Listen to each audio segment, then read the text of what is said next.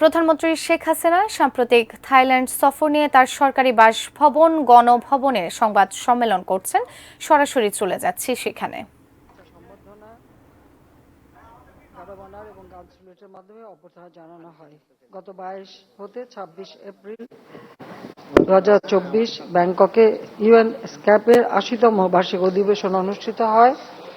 উদ্বোধন অনুষ্ঠানে শুভেচ্ছা বক্তব্য প্রদানের জন্য সংস্থাটির এক্সিকিউটিভ সেক্রেটারি আমাকে আমন্ত্রণ জানিয়েছিলেন। দেশে ব্যস্ত থাকায় আমি তাতে অংশ নিতে পারিনি। তবে উদ্বোধন অনুষ্ঠানে অধিবেশনের মূল যে প্রতিপাদ্য বিষয়, সেই প্রতিপাদ্য বিষয় হচ্ছে leveraging digital innovation for sustainable development in Asia and the Pacific বিষয়ে আমার পূর্ব ধারণকৃত একটি ভিডিও বার্তা প্রদর্শন করা হয়। 25 এপ্রিল সকালে ইউএন স্ক্যাপের একটি অধিবেশনে আমি এশীয় প্রশান্ত অঞ্চলে সহযোগিতা জোরদার করার মধ্য দিয়ে জাতিসংঘের এজেন্ডা 2030 ও টেকসই উন্নয়ন অভিষ্ট অর্জন বিষয়ে বক্তব্য প্রদান করি। আমি বাংলাদেশের উল্লেখযোগ্য উন্নয়ন অভিজ্ঞতা তুলে ধরার পাশাপাশি ইউএন স্ক্যাপ এর মাধ্যমে আমাদের নিজস্ব উদ্ভাবিত ও বাস্তবায়িত বিভিন্ন উন্নয়ন মডেল এই অঞ্চলের অন্যান্য দেশের সঙ্গে বিনিময় করার বিষয়ে আমাদের আগ্রহ ব্যক্ত করি। আমি সকল ধরনের আগ্রাসন ও নৃশংসতার বিরুদ্ধে সোচ্চার হওয়ার জন্য এবং যুদ্ধকে না বলার জন্য আবারও আন্তর্জাতিক সম্প্রদায়ের প্রতি আহ্বান জানিয়েছি। আমি ফিলিস্তিনে অব্যাহত গণহত্যা, মিয়ানমারে চলমান সংঘাত ও রোহিঙ্গা সমস্যা নিরসনে এশিয়া প্রশান্ত অঞ্চল সহ বিশ্ব সম্প্রদায়কে একযোগে কাজ করার আহ্বান জানাই। একই দিনে জাতিসংঘের আন্ডার সেক্রেটারি জেনারেল ও ইউএন স্ক্যাপের executive secretary miss Armida Salsiah Alisjahbana আমার সঙ্গে সাক্ষাৎ করেন। আলাপকালে আমি দক্ষিণ এশিয়া ও দক্ষিণ পূর্ব এশিয়া অঞ্চলের দেশগুলোর মধ্যে পারস্পরিক সহযোগিতা বৃদ্ধির উপর গুরুত্ব আরোপ করি। ইউএন স্ক্যাপের 80তম বার্ষিক অধিবেশনের বিভিন্ন সেশনে মাননীয় অর্থমন্ত্রী এবং ডাক টেলিযোগাযোগ ও তথ্য প্রযুক্তি বিষয়ক প্রতিমন্ত্রী বক্তব্য প্রদান করেন। সম্মেলনস্থলে আইসিটি বিভাগের আয়োজনে একটি সাইড ইভেন্ট অনুষ্ঠিত হয় এবং digital to smart Bangladesh by 2041 শীর্ষক প্যাভিলিয়ন স্থাপন করা হয়। আমি প্যাভিলিয়নটি ঘুরে দেখি। একই দিনে বিকেলে আমি থাইল্যান্ডের রাজপ্রাসাদে মহামহিম রাজা ও রানীর সঙ্গে সাক্ষাৎ করি। এ সময় আমি থাইল্যান্ডের দীর্ঘস্থায়ী বন্ধুত্বের জন্য রাজা ও রানীর প্রতি কৃতজ্ঞতা জানাই এবং দুই দেশ দ্বিপাক্ষিক সম্পর্ক জোরদার করতে একসাথে কাজ করবে বলে প্রত্যাশা করি।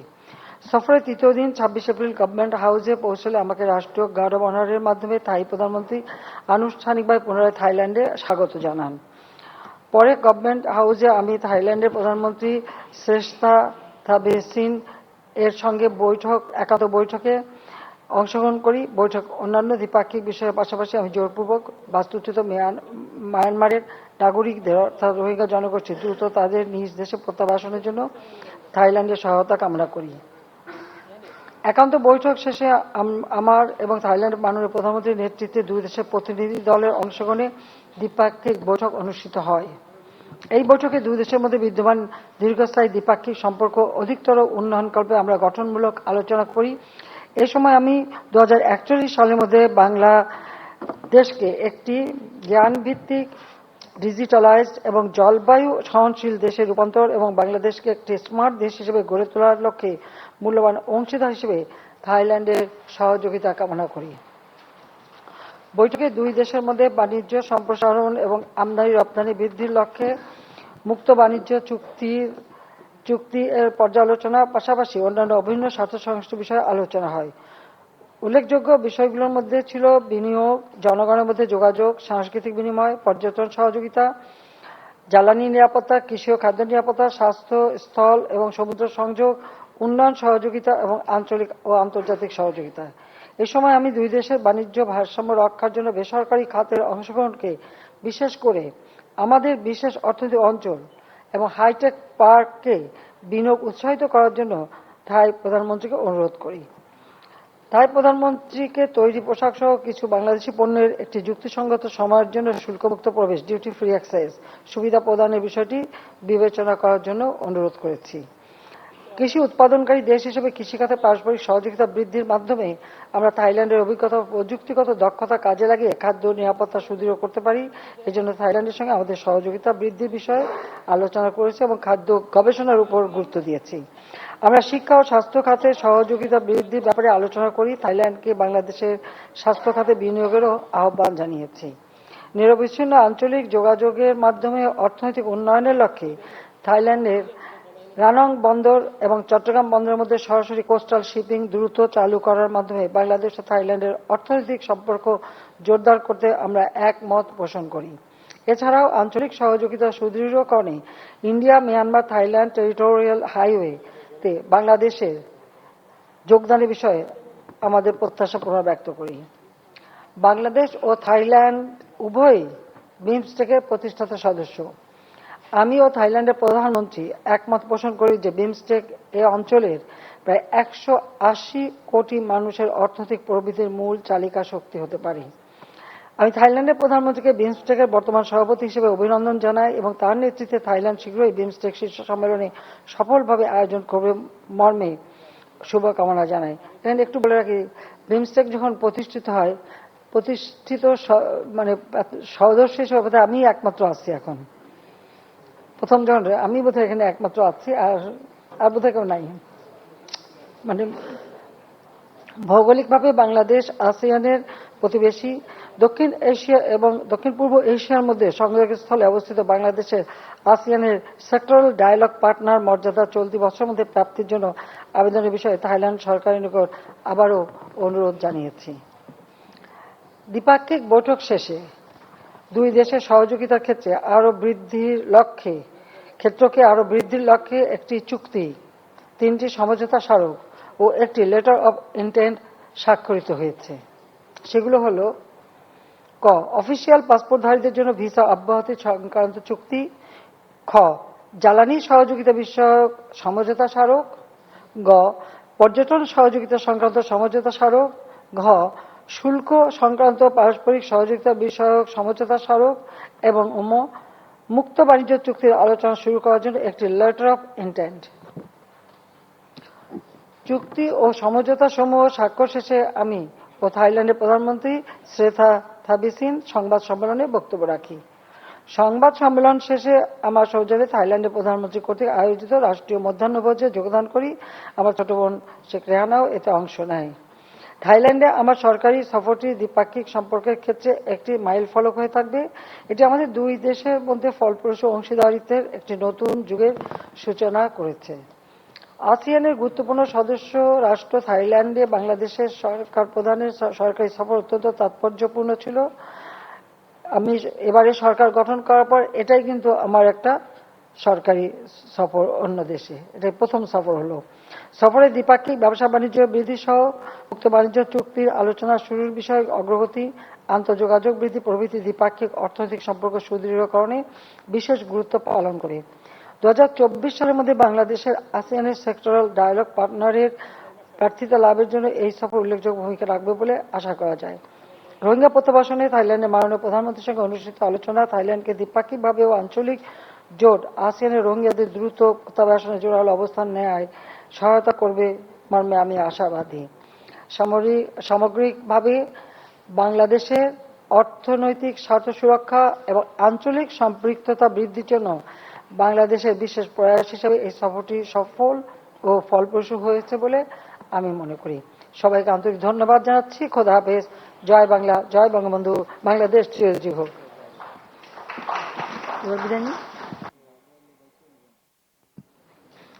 আমরা এবার বিদায় নিই।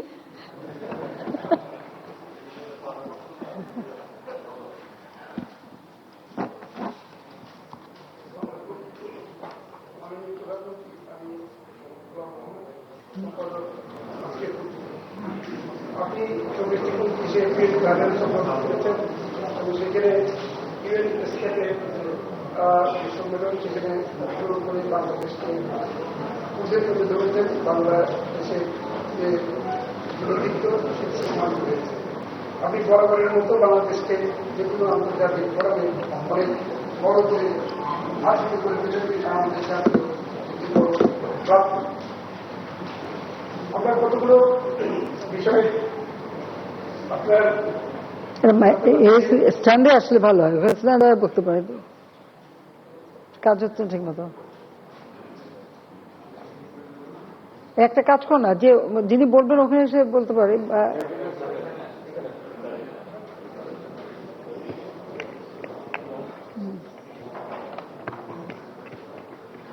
মাননীয় প্রধানমন্ত্রী, আপনি 24 থেকে 29 এপ্রিল 2024 থাইল্যান্ড সফর করে যে ইউএন এসকাপে অংশগ্রহণ করেছেন, শুধু অংশগ্রহণই নয়, বাংলাদেশকে অনেক ঊর্ধ্বে তুলে ধরেছেন। বরাবরের মতো বাংলাদেশ অনেক আন্তর্জাতিক প্রেক্ষাপটে অনেক সম্মানিত হয়েছে। আপনি অনেকগুলো প্রাপ্তির কথা বলেছেন, অনেক বিষয়ে আলোচনা করেছেন। আমরা শুধু সহজ করে জানতে চাই যে এই সফরে থাইল্যান্ডের সাথে বাংলাদেশের কি প্রাপ্তি ঘটলো, সেটি সাধারণ মানুষের মধ্যে কি সহযোগিতা পাবো। আমরা জানি যে আমরা বাংলাদেশি অনেকেই থাইল্যান্ড বেড়াতে যাই, ঘুরতে যাই, অন্যান্য যে আঞ্চলিক দেশগুলো সেখানেও আমরা বেড়াতে যাই, নানান ধরনের সাংস্কৃতিক বিনিময় হয় ইত্যাদি। শুধু অর্থনৈতিক সাংস্কৃতিক বিনিময় নয়, আন্তর্জাতিকভাবে বাংলাদেশকে ঊর্ধ্বে তুলে ধরার জন্য আপনার যে প্রয়াস সেটি অবশ্যই অনেক স্বীকৃত। আজকে শুধু আমরা জানতে চাইব যে এই সফরের মাধ্যমে আমরা মোটা দাগে কি পেলাম, এটা যদি একটু হাইলাইট করেন। অনেক ধন্যবাদ। আমি বলতে পারি কি পেলাম না সেটা বড় কথা না, কিন্তু পাওয়ার একটা সহযোগিতা পাওয়ার এবং সার্বিক উন্নয়নের একটা নতুন দুয়ার খুলে গেল এবং সেখানে একটা ভালো সুযোগ সৃষ্টি হলো। এবং ইতিমধ্যে আপনারা জানেন যে আমি সবসময় আমাদের দক্ষিণ এশিয়া এবং দক্ষিণ পূর্ব এশিয়া দেশগুলির সঙ্গে আরো বেশি সহযোগিতা, যোগাযোগ এবং মত বিনিময় এবং সেই সাথে আমাদের অভিজ্ঞতা বিনিময়ের উপর গুরুত্ব দিয়ে থাকি। কারণ সার্বিকভাবে আর্থসামাজিক উন্নয়নের জন্য আমি মনে করি বন্ধুত্বটা অত্যন্ত গুরুত্বপূর্ণ। কাজে এখানে একটু বলবো যে আমি এবারে সরকার গঠন করার পরে প্রথম সফর করলাম থাইল্যান্ডে, কারণ আমাদের বলতে গেলে একেবারে ঘরের কাছের পড়োশী দেশ। তো আমি এটা সবসময় গুরুত্ব দিই, বন্ধুত্ব আমাদেরকে আরো অনেক সুযোগ করে দেবে। আর থাইল্যান্ড কিন্তু যেমন খাদ্য উৎপাদনে, ফসল উৎপাদনে, ফল টল উৎপাদনে তাদের কিন্তু অনেক গবেষণা এবং অনেক উৎকর্ষতা আছে, আপনারা জানেন। তো আমরা এসব ক্ষেত্রে মত বিনিময় করছি এবং আমরা কিভাবে আরো মানে আমাদের গবেষণার ফসল হিসেবে কি কি আমরা দুই দেশে ভাগাভাগি করতে পারি বা এই অভিজ্ঞতা নিজেদের মধ্যে ব্যবহার করতে পারি, সেই বিষয়টা আছে। আর ইতিমধ্যে আপনারা শুনেন যে চট্টগ্রামের থেকে থাইল্যান্ডের বন্দরের সাথে সরাসরি কার্গো নেওয়ার ব্যবস্থা, সেটা বা আমাদের অফিসিয়াল যে পাসপোর্টধারীরা তারা বিনা মানে যেই ওখানে সহজে যেতে পারবে, আমাদের পণ্য পরিবহন বা পণ্য রপ্তানি আমদানি রপ্তানিতেও সুযোগ হবে। কাজে ব্যবসা বাণিজ্য এবং আর থাইল্যান্ড যেহেতু এখানে পর্যটনের দিক থেকে তারা অনেকটা অগ্রগামী, সে অভিজ্ঞতাটাও আমরা নিতে পারি এবং তাদেরকে আমরা বলছি এখানে কিন্তু বিনিয়োগও করতে, যে সেখানে আমরা জায়গাও দিতে পারবো। পাশাপাশি আমাদের যে 80 মাইল লম্বা আমাদের বালুকাময় সমুদ্র সৈকত রয়েছে, এই সমুদ্র সৈকতেও আমি আহ্বান করছি যে তারা এখানে পর্যটনের জন্য যদি চায় আমরা জায়গা দেব এবং তারা সেটা উন্নত করতে পারবে। কাজে এইভাবে আমি মনে করি যে আমাদের এই সফরের মধ্য দিয়ে দেশে ব্যবসা বাণিজ্য এবং অভিজ্ঞতা বিনিময়ের একটা ভালো সুযোগ সৃষ্টি হয়েছে, যেটা ভবিষ্যতে আর্থসামাজিক ক্ষেত্রে কাজে লাগবে। আর যেহেতু থাইল্যান্ড আসিয়ানভুক্ত দেশ আর সেই সাথে বিমস্টেকের এখন সভাপতি, আর বিমস্টেকটা আমরাই প্রথম প্রতিষ্ঠিত করেছিলাম, আমি এখানে একজন প্রতিষ্ঠাতা সদস্য হিসাবে আছি। তো এই আমাদের এই আঞ্চলিক সহযোগিতাটাকে আরো আমি গুরুত্ব দেই, যেটা এবারে আপনারা দেখেছেন যে কোভিড যে অতিমারির কোভিড-19 অতিমারির পরে বিশ্বের পরিস্থিতি অনেকটা পরিবর্তন।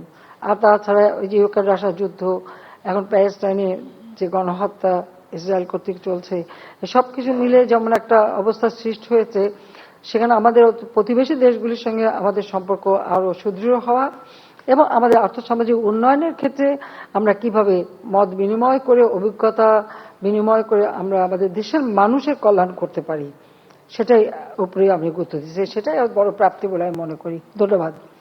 ধন্যবাদ মাননীয় প্রধানমন্ত্রী। আমার নাম নঈম নিজাম, বাংলাদেশ প্রতিদিনে কাজ করি। আপনি এবার বরাবরের মতোই সারা বিশ্বে শান্তি প্রতিষ্ঠায় যে বলিষ্ঠ ভূমিকার আপনি রেখে থাকেন, মিয়ানমারও আপনি একইভাবে শান্তি প্রতিষ্ঠার পক্ষে বক্তব্য রেখেছেন। আপনি এখানে একটা বিষয় উল্লেখযোগ্য, বিশেষ করে আপনার থাইল্যান্ডের প্রধানমন্ত্রীর সঙ্গে বৈঠকের সময় এবং সেখানে আপনি আলোচনায় অনেকগুলো বৈঠকে পরিষ্কারভাবে একটা বিষয় স্পষ্ট করেছেন, সেটা হলো মিয়ানমারের চলমান অভ্যন্তরীণ সংঘাত এবং রোহিঙ্গা ইস্যুটি। মিয়ানমারে আমরা খেয়াল করে দেখেছি গত কয়েকটা মাস প্রতিদিনই তাদের সীমান্ত রক্ষীরা আমাদের দেশে প্রবেশ করছে এবং আমাদের দেশের জন্য একটা বড় ধরনের ডিস্টার্ব আমরা সবসময় দেখে থাকি। আরেকটা বিষয় হলো যে মিয়ানমারের আমাদের রোহিঙ্গা ইস্যু নিয়ে আজ পর্যন্ত কোনো সংকট সমাধানের ভূমিকা রাখেনি এবং তারা এখন পর্যন্ত অগ্রসর, সেটা সন্তোষজনক নয় অনেকেই মনে করেন। আর এখানে যেহেতু থাইল্যান্ড গভীরভাবে মিয়ানমারের সঙ্গে সম্পৃক্ত, বাণিজ্যিকভাবে, অর্থনৈতিকভাবে, রাজনৈতিকভাবে সকল ক্ষেত্রেই, সেখানে মিয়ানমারের অভ্যন্তরীণ সংকট বা আমাদের রোহিঙ্গা ইস্যুটা আরেকটু স্পষ্ট করে বলবেন কি, আপনি কি ধরনের ডিসকাশন হয়েছিল সেখানকার প্রাইম মিনিস্টারের সঙ্গে? এখানে যেমন মিয়ানমারের থেকে যারা আমাদের দেশে আশ্রয় নিয়েছে, রিফিউজি, তাদের প্রত্যাবর্তনের বিষয়টা আমরা আলোচনা করেছি এবং যেহেতু থাইল্যান্ডের একটা প্রভাব আছে মিয়ানমারের উপরে, তো সেই ক্ষেত্রে প্রাইম মিনিস্টার বলেছেন যে তিনি এই বিষয়টা আরো গভীরভাবে দেখবেন এবং এদের প্রত্যাবর্তনের ব্যাপারে যতটুকু সহযোগিতা করার তিনি করবেন, এই কথাটা তিনি দিয়েছেন। এটাই। আর তাছাড়া আমাদের আলোচনার মধ্যে আপনারা দেখেছেন যে আমি সবসময় আমাদের, বিশেষ করে আমাদের সার্বিক উন্নয়নের ক্ষেত্রে, যেমন আমাদের কতগুলি গোল জাতিসংঘ ঘোষিত, যেটা এসডিজি 2030, সেই বিষয়গুলি আমরা সবসময় গুরুত্ব দিচ্ছি, কারণ আমরা ওটা অর্জন করতে চাই। পাশাপাশি আর্থসামাজিক উন্নয়নের ক্ষেত্রেও আমি মনে করি যে আমাদের আঞ্চলিক সহযোগিতা খুব বেশি প্রয়োজন এবং যোগাযোগটা বেশি প্রয়োজন। তো সেদিক থেকে আমি মনে করি যে আমাদের আলোচনাটা অত্যন্ত আন্তরিকতার সাথে হয়েছে। আর তাছাড়া ব্যবসা বাণিজ্য এবং বিনিয়োগের ক্ষেত্রে আমরা থাইল্যান্ডের প্রাইম মিনিস্টারকে আমি আহ্বান করেছি বাংলাদেশে বিনিয়োগ করার জন্য, যেটা আমাদের হাইটেক পার্ক এবং আমাদের যে স্পেশাল ইকোনমিক জোন, বিশেষ অর্থনৈতিক অঞ্চল করেছি, সেই সব জায়গায় আমরা প্রয়োজনে থাইল্যান্ডের জন্য জায়গা দেবো, তারা বিনিয়োগ করতে পারবেন। তাতে আমাদের নিজেদের অভিজ্ঞতাও বাড়বে আর উৎপাদনশীলতাও বাড়বে আর ব্যবসা বাণিজ্য বাড়বে। সেদিকে লক্ষ্য রেখে মনে করি যে অত্যন্ত আন্তরিকতার সাথে আলোচনা হয়েছে এবং মিয়ানমারের এই বিষয়টা নিয়ে সবাই উদ্বিগ্ন। বর্তমান যে অবস্থাটা চলছে এটা নিয়ে তারাও বেশ উদ্বিগ্ন, তবুও একটা চেষ্টা চলবে, এইটুকু আশ্বাস দিয়েছেন। ধন্যবাদ। প্রধানমন্ত্রী, আমি সোহেল সানি, সহকারী সম্পাদক বাংলাদেশ প্রতিদিন। নির্বাচনের পরে এটি আপনার প্রথম সফর। মাঝখানটা করলাম, এর আগে আরেকটি সফর করেছেন। তো নির্বাচনের আগে আমরা দেখেছি যে মার্কিন সাম্রাজ্যবাদ সহ বিভিন্ন দেশ এই নির্বাচনকে বানচাল করার জন্য, নির্বাচন যাতে না হয়, অর্থাৎ সারা বিশ্ব বেশিরভাগ দেশেই নির্বাচন নিয়ে একটা সংশয়, সন্দেহ এবং চক্রান্ত ষড়যন্ত্র ছিল।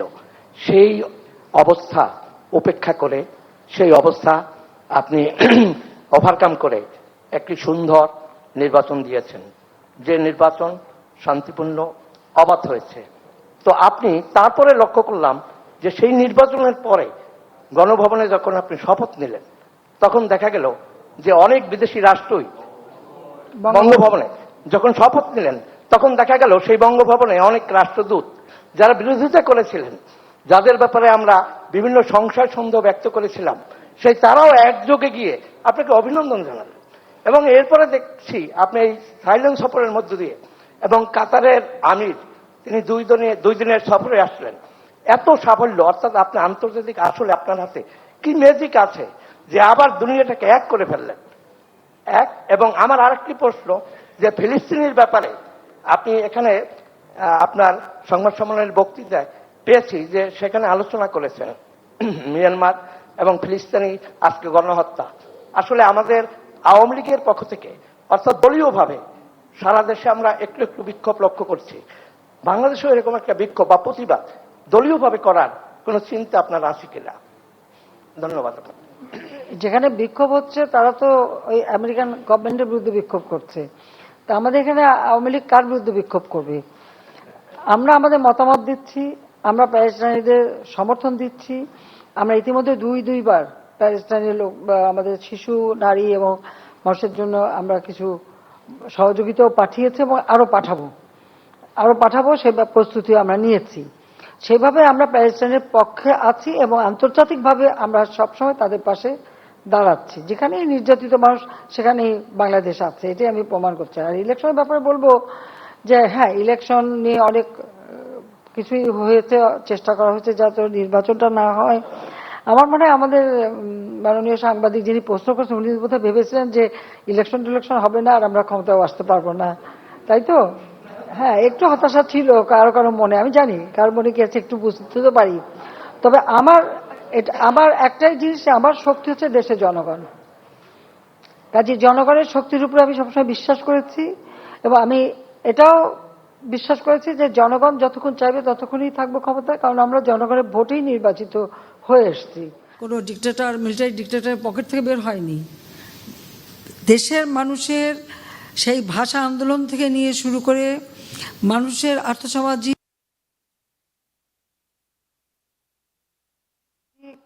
যে উন্নয়ন সেটাকে সামনে রেখে আমাদের বাংলাদেশের মানুষ যে শোষণ বঞ্চনার শিকার হচ্ছিল তার বিরুদ্ধে দাঁড়াবার জন্য কিন্তু এই আওয়ামী লীগ প্রতিষ্ঠা লাভ করেছে। কাজে আওয়ামী লীগ সবসময় মানুষের কল্যাণেই কাজ করে যায় এবং সেটা প্রমাণিত সত্য। আর যে কারণেই আমরা কিন্তু যত বাধাই আসুক আমরা সে বাধাটা উতরিয়ে যেতে পারি, বা যত চক্রান্ত হোক সেই চক্রান্ত হলেও সেই চক্রান্তগুলিকে আমরা পাশ কাটিয়ে দেশের মানুষকে নিয়ে কিন্তু আমরা বিজয় নিয়ে আসি। সেটা স্বাধীনতা সংগ্রাম, মুক্তিযুদ্ধের বিজয় থেকে শুরু করে এই নির্বাচন সবকিছু কিন্তু সেটা প্রমাণিত। কাজে এখানে জনগণের ইচ্ছার প্রতিফলনটাই ঘটেছে। এখন যারা গণতন্ত্র নাই, ভোটের অধিকার নাই বলে, তারাই তো ভোটের অধিকার মানুষের কেড়ে নিয়েছিল, এটাই তো তারা ভুলে যায়। আর অনেকেই নানা ধরনের কথা বলে, আজকে কেউ উন্নয়নটা চোখে দেখে, কেউ দেখে না, নাও দেখতে পারে, কারণ তাদের হয়তো উন্নয়নের ফর্মুলা ভিন্ন। আর আমার উন্নয়নটা হচ্ছে আমার গ্রামের মানুষ, গরিব মানুষ, তারা দুবেলা পেট ভরে খাবে, তাদের একটু বাসস্থান হবে, চিকিৎসা পাবে, শিক্ষা পাবে, তাদের জীবনমান উন্নত হবে। কারণ আপনারা সাংবাদিক আপনারাই বলেন, বেশি দিন না 15 বছর আগে দেশের অবস্থাটা কি ছিল, এখন কি কোনো পরিবর্তনই হয়নি? কারণ এখন কেউ যদি না দেখে সেটা তো আমাদের কিছু করার নাই। আর আন্তর্জাতিক ব্যাপারে আমাদের তো কিছু লোক আছে সারাক্ষণ বাংলাদেশের বিরুদ্ধে মানে সকলে কান ভারী করা, তারা এখন অনেক জ্ঞানী গুণী বুদ্ধিজীবী, তাদের মতামত সারাক্ষণ যখন উল্টাপাল্টা বলতেই থাকে মানুষ প্রভাবিত হয়, যে স্বাভাবিক। আমার দেশের মানুষই তো অনেকে প্রভাবিত হয়ে যায়, তো বিদেশে তো হবেই, কিন্তু আমার সাধারণ মানুষগুলি কিন্তু হয় না, তারা ঠিক আছে, তাদের একটা আত্মবিশ্বাস আছে। কাজে নির্বাচন আমরা জনগণের ভোটের অধিকার নিশ্চিত করেই নির্বাচন করেছি। এবং বাংলাদেশের যদি আপনি পুরো নির্বাচনের ইতিহাসটা দেখেন, সেই ৭৫ সালের পর থেকে যতগুলি নির্বাচন, ৭৭ সালের হ্যাঁ না ভোট থেকে নিয়ে যতগুলি নির্বাচন, প্রত্যেকটা নির্বাচনের যদি কেউ একটু ভালো করে তুলনা করে তাহলে দেখবে যে এই 2024 সালের 7 জানুয়ারি নির্বাচন প্রত্যেক নির্বাচনের তুলনায় সবথেকে বেশি অবাধ, নিরপেক্ষ, সুষ্ঠু এবং জনগণের ভোটের অধিকার নিশ্চিত করা নির্বাচনই হয়েছে, যেটা আমাদের লক্ষ্য ছিল। দীর্ঘ সংগ্রাম করেছি এই দেশে গণতন্ত্র প্রতিষ্ঠার জন্য, আমরা ভোটের অধিকার প্রতিষ্ঠার জন্য আমরাই করেছি আন্দোলন সংগ্রাম, সেটা ভুলে গেলে তো চলবে না। কাজে হ্যাঁ, আর ফিলিস্তিনের বিষয়ে তো আমি আগেই বললাম যে আমরা সবসময় ফিলিস্তিনিদের পক্ষে আছি, এবং আমি যেখানেই যাই সেখানে আমি আমার কথা আমি বলবোই, কারণ যেভাবে গণহত্যা চলছে এটা অমানবিক। আর সব থেকে বড় কথা আপনারা দেখেছেন যে আজকে 900 ছাত্র, তারা নাকি ছাত্রছাত্রী মানে প্রফেসর থেকে শুরু করে সব গ্রেপ্তার হয়েছে এই আন্দোলন করার জন্য একমাত্র আমেরিকায়। আর এটা নাকি গণতন্ত্রের একটা অংশ, সেটা আমাদের শুনতে হয়।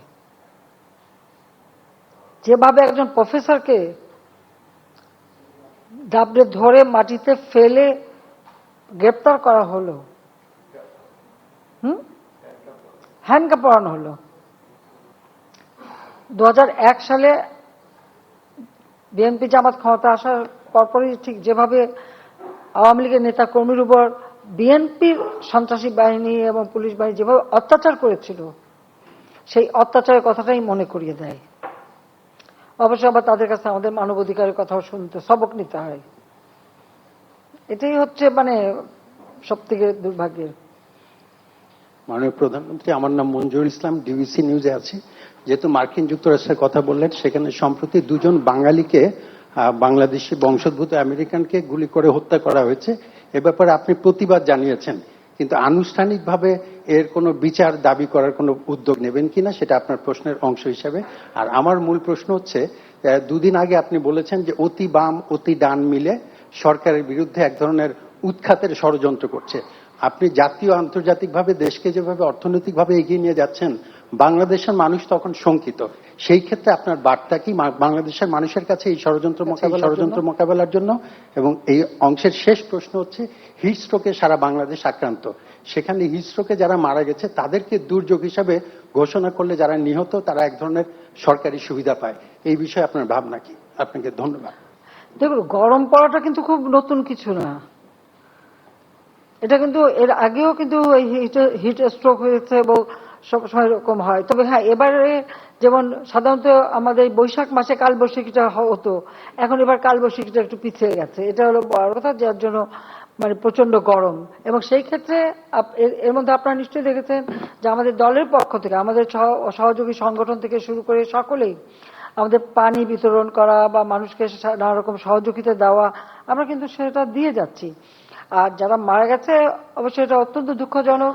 তবে আমরা সবাইকে সাবধান করে দিচ্ছি যে চলাফেরা সবকিছু সময় যেন একটু সাবধানতা অবলম্বন করে থাকে, বেশি মানে কোন রোদে না রাখা বা একটু ছায়া জায়গায় থাকা, আর বিশেষ করে প্রচুর পানি খাওয়া, এবং আমরা স্যালাইন, পানি, এমনকি ছোট ছোট ছাতা, গ্যাপ, আমাদের দলের এবং সহযোগী সংগঠনের পক্ষ থেকে যতদূর সম্ভব আমরা কিন্তু মানুষের পাশে যাচ্ছি। সরকারের পক্ষ থেকেও আমরা সচেতনতা সৃষ্টি করা এবং সব ধরনের ব্যবস্থা আমরা নিচ্ছি।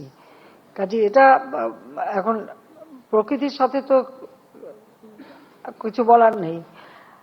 পাশাপাশি আবার যেহেতু এই গরমের জন্য হিমালয়ে বরফ গলছে, পানিও আসছে, যেসব নদীতে পানি থাকতো, আমাদের তিস্তার পানি কিন্তু প্রায় দ্বিগুণ পানি আছে এখন।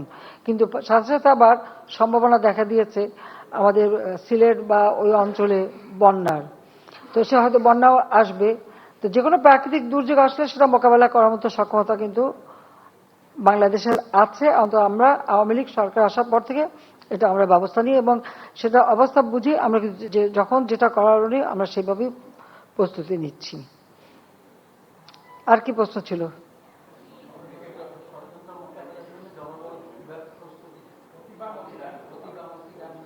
মাননীয়, ওটা ওটা বলার কিছু আছে? একবার তো বলেই দিছি। এখন যদি বাম চলে গেছে 90 ডিগ্রি ঘুরে, না দাদা 90 ডিগ্রি ঘুরে গেছে আর কি। তো আমার একটা প্রশ্ন আমি এটা করতে চাই যে আমাদের বিশেষ করে যারা অতি বাম আমরা সবসময় মনে করি তারা খুব প্রোগ্রেসিভ দল, তারা খুবই মানে গণমুখী দল ইত্যাদি ইত্যাদি। তো সেখানে আমার প্রশ্নটা হচ্ছে যে ঠিক আছে, তারা আমাকে উৎখাত করবে, পরবর্তীতে কে আসবে তাহলে? সেটাকে ঠিক করতে পেরেছে? সেটাই তো আমার প্রশ্ন। কারা আসবে, কে আসবে ক্ষমতায়, কে দেশের জন্য কাজ করবে, কাকে তারা আনতে চায়? সেটা কিন্তু স্পষ্ট না। আর সেটা স্পষ্ট না বলেই তারা কিন্তু কেউই জনগণের কোনো সাড়া পাচ্ছে না। হ্যাঁ, আন্দোলন করে যাচ্ছে, কেউ ফিজিটিভ হয়ে বিদেশে বসে। আমরা ডিজিটাল বাংলাদেশ করেছি, সেই ডিজিটাল বাংলাদেশের বদৌলতে প্রতিদিন অনলাইনে আন্দোলন সংগ্রাম করেই যাচ্ছে, নির্দেশ দিয়েই যাচ্ছে। তো সেখানে তো প্রশ্ন আছে। এখন যারা আন্দোলন করে করুক, সেটা তো আমরা তো বাধা দিচ্ছি না। অবশ্য আমার মনে হয় আমাদের একটু নতুন পথ নিয়ে নেওয়ার একটা সম্ভাবনা দেখা দিয়েছে, যে আমরা যদি আমেরিকার স্টাইলে আন্দোলন বা আমাদের পুলিশকে যদি বলে দিই যে আমেরিকা পুলিশ যেভাবে মানে আন্দোলন থামায় সেটা অনুসরণ করতে পারে, সেটা করতে পারে। আমার মনে হয় পুলিশ এখন আমেরিকান পুলিশদের অনুসরণ করতে পারে, আমাদের পুলিশ। কারণ আমরা তো ধৈর্য ধরতে বলেছিলাম সেই 28 অক্টোবরের কথা মনে আছে 2023 সালের। আমি তো বলছিলাম পুলিশকে ধৈর্য ধরতে, যে তাদেরকে পিটিয়ে হত্যা করেছে, মারছে, এবং সেই সাথে তাদের হাসপাতালে আক্রমণ, গাড়ি পোড়ানো। কাজে আমার মনে হয় এখন আমাদের পুলিশ কিন্তু মানে আমেরিকান স্টাইলে আন্দোলন দমানোর ব্যবস্থাটা নিতে পারে। আমার মনে হয় সাংবাদিকরা বোধহয় ব্যাপারে আমাকে সমর্থন করবেন। মাননীয় প্রধানমন্ত্রী, ওটা অলরেডি আমরা ওটা প্রতিবাদ এখানেই না, আমেরিকায় বসেও প্রতিবাদ জানানো হচ্ছে। ওখানে আমাদের আওয়ামী লীগ খুব সোচ্চার আছে, অন্যান্য সহযোগী সংগঠন, আর এটা আমরা তো সবসময় এটা প্রতিবাদ করেই যাচ্ছি, এটা নতুন না। আর শুধু প্রবাসী বাঙালি না, আমেরিকায় তো প্রতিনিয়ত মানুষ খুন করা, একটা ঘরের ভিতরে যে একটা ছোট বাচ্চা ছেলে মা ধরে রাখছে, তাকে গুলি করে ফেলে দিল। তার অপরটা কি ছিল? তার হাতে একটা কাঁচি ছিল, তাই কাঁচির ভয়ে তাকে গুলি করে মারা হলো। সেটাও সে হয়তো খেলাধুলা বা অন্য কোনো কাজে ব্যবহার করছিল।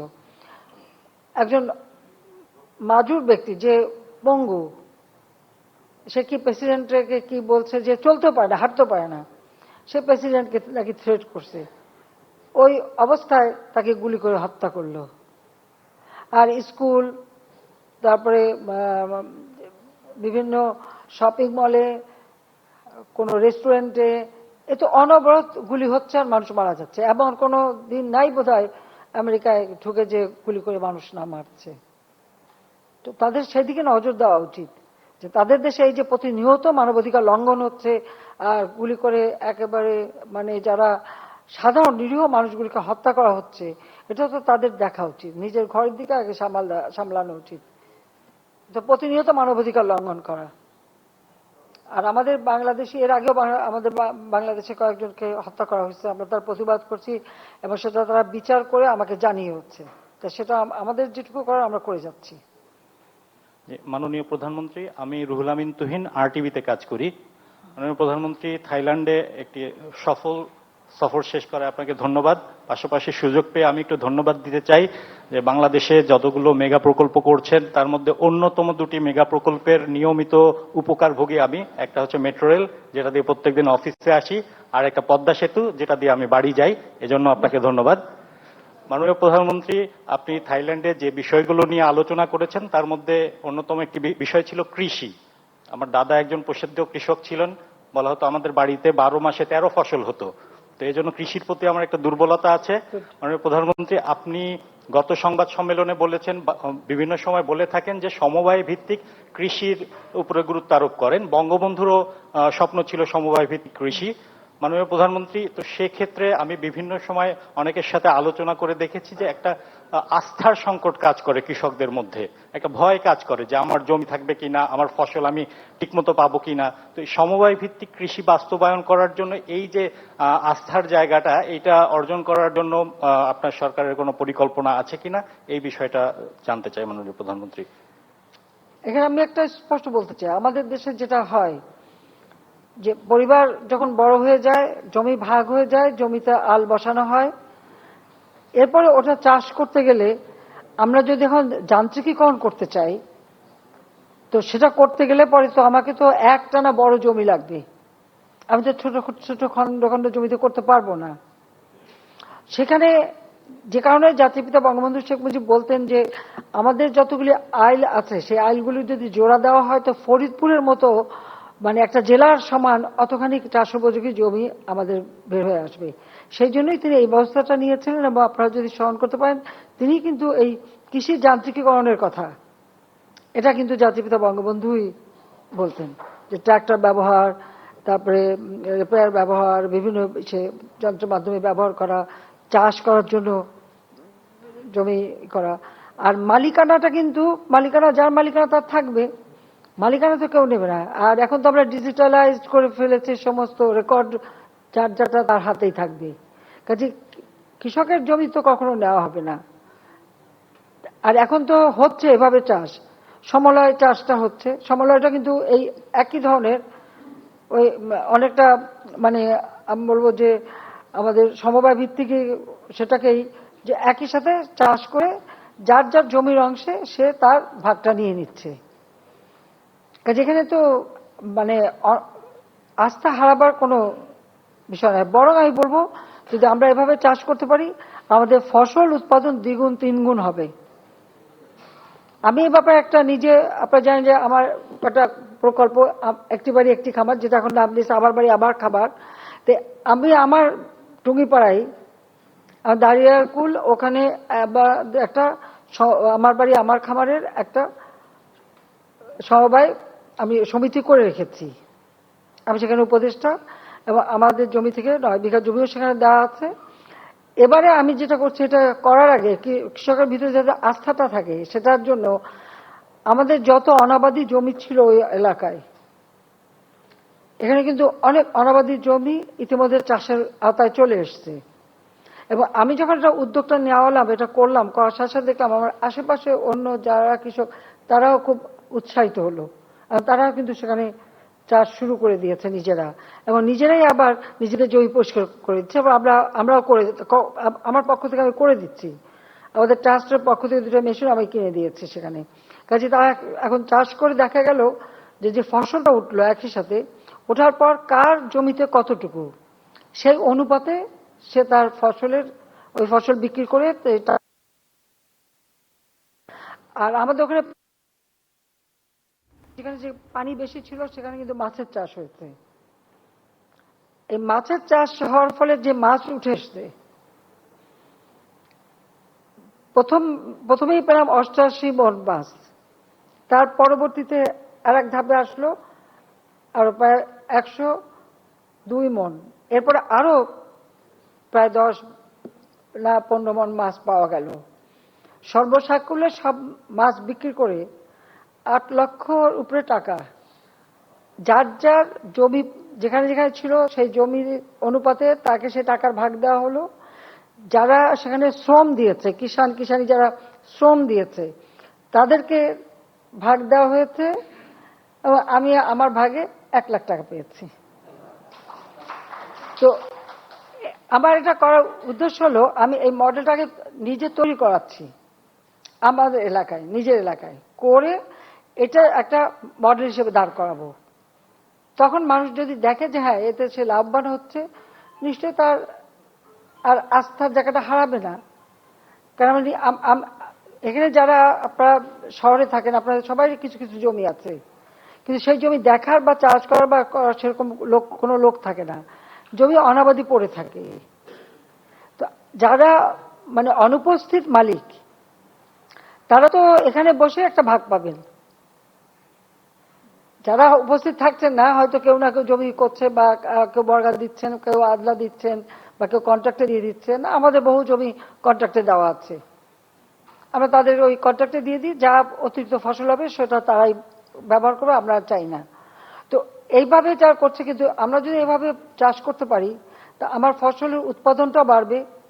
আর তাছাড়া এই সমবায়ের মাধ্যমে মানে সারের ব্যবস্থা, বীজের ব্যবস্থা উন্নত মানের, এবং এই চাষ করার জন্য যা ব্যবস্থা বা ধান কাটার ব্যবস্থা, সবই তো সমবায়ের মাধ্যমে হবে।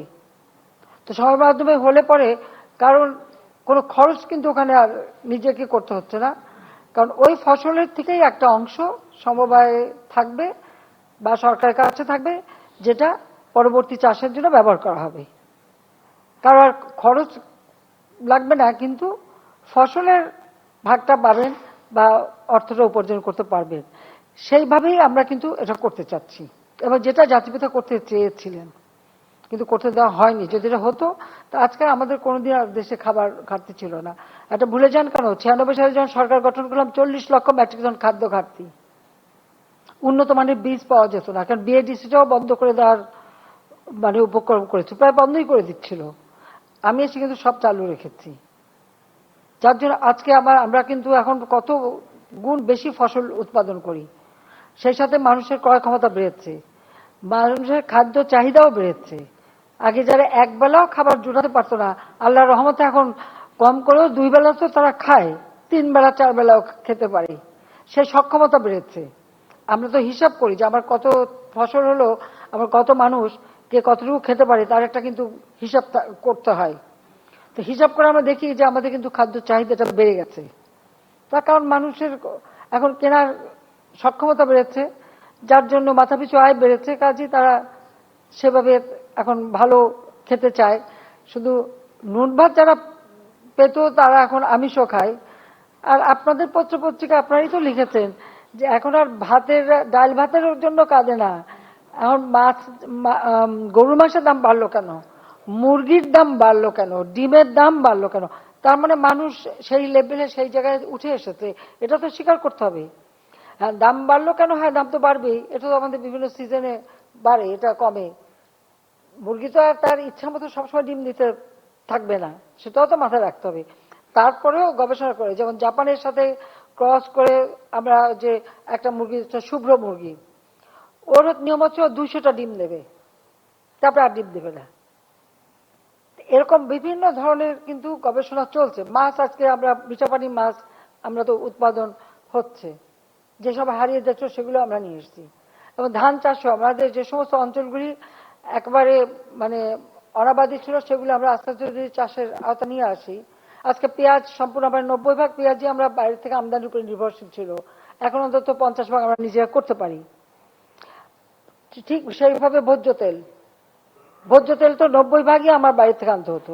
আমরা আবার শস্যে আমাদের গবেষণা করে করে বাড়িতে খুব ভালো ভালো শস্য দানা তারা আবিষ্কার করছে, এবং এখন সরষের তেলও আমরা কিন্তু খুব ভালো করতে পারছি। সাথে সাথে বাদাম তেল বা অন্যান্য তেলও যাতে উৎপাদন হয়, এমনকি ধানের তুষ কুড়া দিয়ে যে তেল করা সেটাও হচ্ছে, রাইস ব্র্যান্ড যে অয়েলটা সেটাও আমরা করছি। এভাবে বহুমুখী করে আমাদের তো লক্ষ্য আছে যে আমরা সবকিছুতে নিজেরা স্বনির্ভর হব, কারো উপরে কারো মুখোমুখি হব না।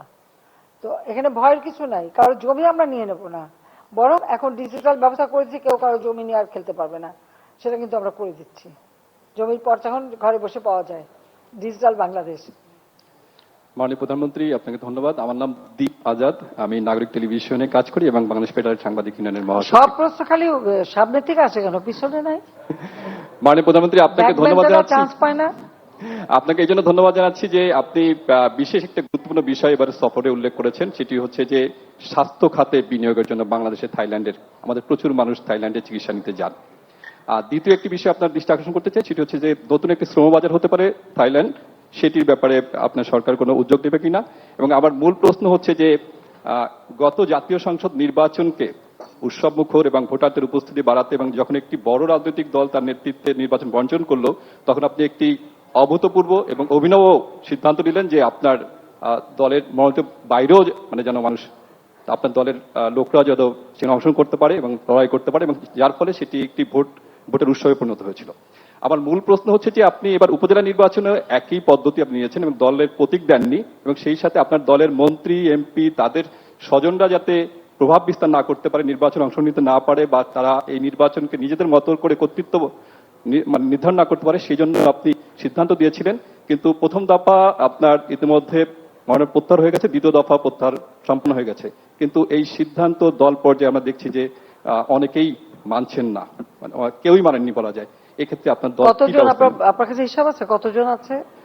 আপনার দুই দফা মিলিয়ে আপনার আছে প্রায় হচ্ছে হলো 37-38 জনের মতো আপনার মাত্র। টোটাল উপজেলা কত? আচ্ছা আচ্ছা, আর একটা হচ্ছে ফ্যামিলি ফর্মুলা কি, পারিবারিক ফর্মুলা কি? নিজে, ছেলে মেয়ে, স্ত্রী, এই তো। আপনার হচ্ছে হিসাব করেন তো কয়জন ছেলে মেয়ে আর কয়টা স্ত্রী দাঁড়িয়েছে, এর বাইরে তো আর পরিবার ধরা হয় না। হ্যাঁ, আমি বলেছি এটা, কারণ হচ্ছে আমরা চাচ্ছি ইলেকশনটা, আমাদের কথা হচ্ছে ইলেকশনটা প্রভাব মুক্ত যেন হয়, প্রভাব মুক্ত যেন হয়, মানুষ যেন স্বাধীনভাবে ভোটটা দিতে পারে, সেটাই হচ্ছে আমাদের লক্ষ্য। আবার আমাদের আওয়ামী লীগ যেহেতু আমরা করি, আমাদের অনেকে তো পরিবারে অনেকে তো দীর্ঘদিন ধরে এক একটা জায়গায় তারা আগেই নির্বাচন করে, মানে যিনি এমপি হয়েছেন তার বহু আগে থেকে নির্বাচন করে, কেউ ইউনিয়ন বোর্ডের চেয়ারম্যান বা ইউনিয়ন কাউন্সিল চেয়ারম্যান, কেউ উপজেলা চেয়ারম্যান, সেরকম তাদের তো ট্র্যাডিশনালি আছে। তাদেরকে আমরা মানা করি কি করে? তবে হ্যাঁ, এটা ঠিক যে হয়তো এক জায়গায় বউকে দিল, আর এক জায়গায় ছেলেকে দিল, আর এক জায়গায় এগুলি আসলে ঠিক না। কর্মীদেরও মূল্যায়ন করা উচিত। আমি সেটাই বলতে চেয়েছি আমাদের নেতা কর্মীদেরকে, যে কর্মীদেরও মূল্যায়ন করা উচিত, এবং সেখানে সব কিছু নিজেরাই নিয়ে নেব, একটা আর আমাদের নেতা কর্মীদের জন্য কিছু রাখবো না, এটা তো হয় না। সেই কথাটাই আমি বলতে চেয়েছি। আর যেন বেশি প্রভাব না ফেলে, এবং সবাই দাঁড়িয়েছে, ইলেকশন করছে। এখন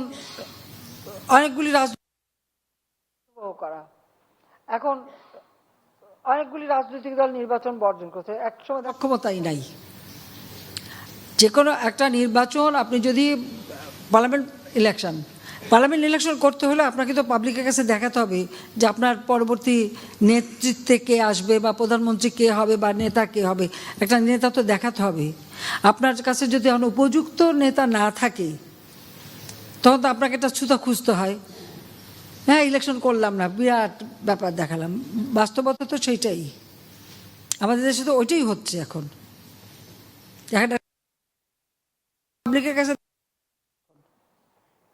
এখন একটা সাজাপ্রাপ্ত আসামিকে যদি পাবলিকের কাছে দেখান, পাবলিক তো ওটা নেবে না। পলাতক আসামি তাকে যদি দেখান, পাবলিক তো নেবে না। রাজনীতি করতে গেলে তো ঝুঁকি নিতে হয়। 75 সালের পরে আমাকে দেশে আসতে দেবে না, রেহানার তো পাসপোর্টটাও রিনিউ করে দেয়নি। যেখানে আমার বাবার খুনিরা পুরস্কার প্রাপ্ত, যুদ্ধ অপরাধী, যাদের বিচার শুরু করেছিলেন জাতির পিতা বঙ্গবন্ধু শেখ মুজিব, যারা সাজাপ্রাপ্ত আসামি, তাদেরকে ছেড়ে দিয়ে রাজনীতি করার সুযোগ, তারাই মন্ত্রী, উপদেষ্টা ক্ষমতায়, খুনিরা ক্ষমতায়। ওই অবস্থায় তো আমি দেশে ফিরে এসেছি। হ্যাঁ, আমার জীবন ঝুঁকিপূর্ণ ছিল, বারবার আঘাত এসেছে, কিন্তু আমি বেঁচে গেছি। এটাই হয়তো অনেকের ভালো লাগেনি যে এতবার মারার চেষ্টার পরে বেঁচে গেলাম কেন।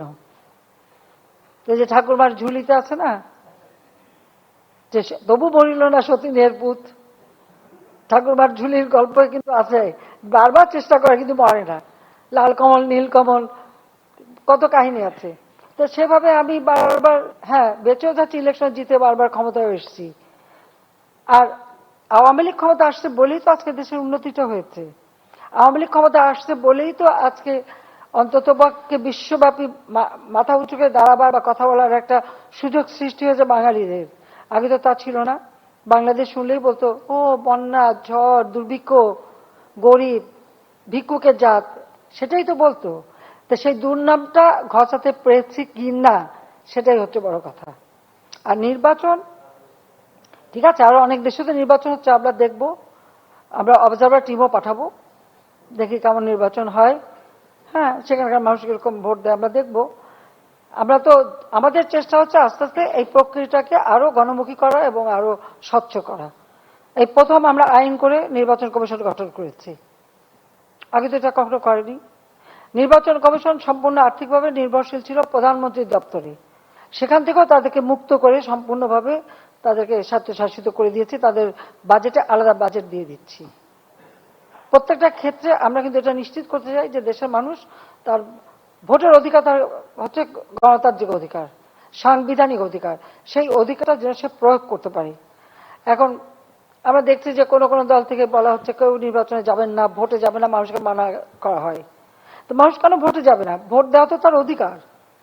তার এলাকায় সে কাকে চায় তাকে সে ভোট দেবে।